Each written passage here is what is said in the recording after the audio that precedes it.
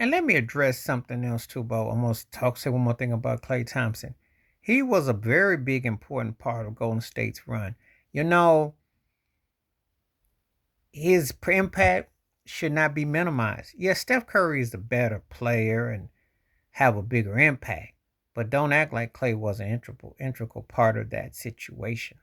You know, um, Klay was a great talent before injuries and time caught up with him as a defender.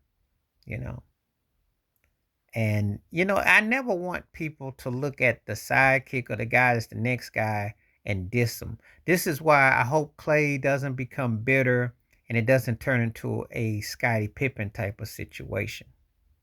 Because a lot of times people can't. This is the unique thing about the Boston Celtics.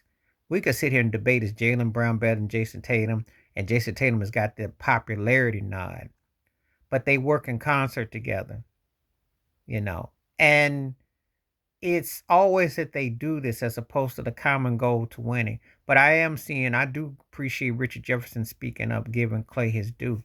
They don't have the success they have without Clay Thompson being a big time part.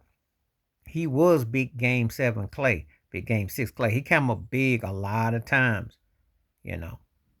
Because I always say this, and I'm a big Steph Curry fan. I think Steph's one of the 10 greatest players. I got no shame in saying that.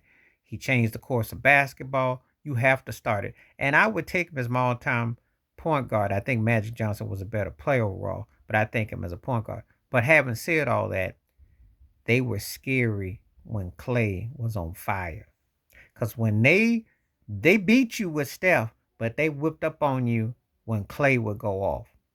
And Clay had one of them games or one of them quarters where he go off, that was the game.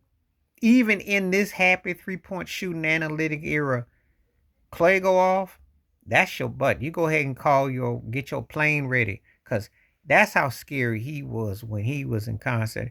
And he was the dude that I hold in high regard.